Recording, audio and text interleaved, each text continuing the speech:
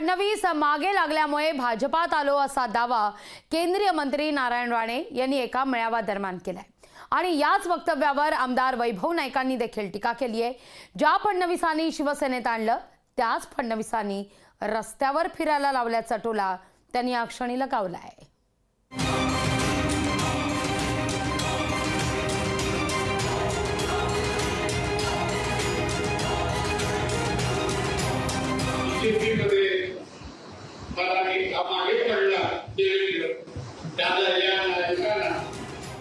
रत्नागिरी सिंधुदुर्ग लोकसभा मतदारसंघाचा उमेदवार ठरलेला नसताना केंद्रीय मंत्री नारायण राणेंनी मेळावे घ्यायला सुरुवात केली आहे।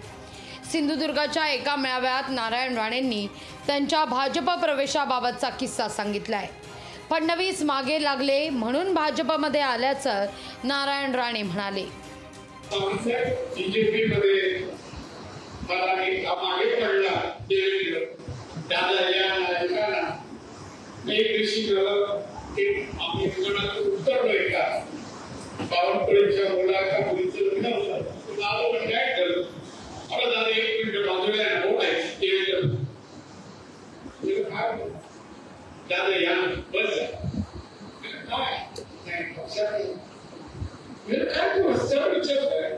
एका पक्षाचा नेता आहे मी एवढ्या लवकर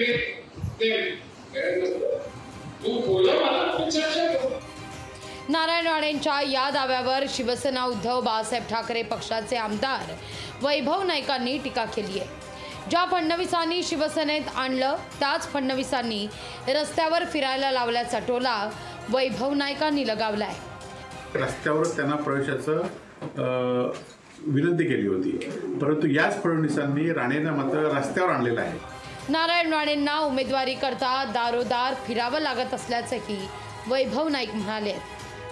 आपण बघितलं असाल की राणे एकेकाळी काँग्रेस असू देत शिवसेनेत असू देत लोकांची तिकीट वाटत होते, परंतु आज फडणवीसांमुळे त्यांचं तिकीट मिळण्यासाठी त्यांची आज रस्त्यावर धावपळ होते आणि ती धावपळ करण्यासाठी फडणवीसच कारणीभूत आहे आणि राणेंची ही वृत्तीच कारणीभूत आहे। नारायण राणेंनी भाजप प्रवेशाच्या दाव्याची शिवसेना उद्धव बाळासाहेब ठाकरे पक्षानं खिल्ली उडवली आहे। आगामी काळात याचाच मुद्दा होण्याची शक्यता नाकारता येत नाही। रोहन नाईक, लोकशाही मराठी, सिंधुदुर्ग।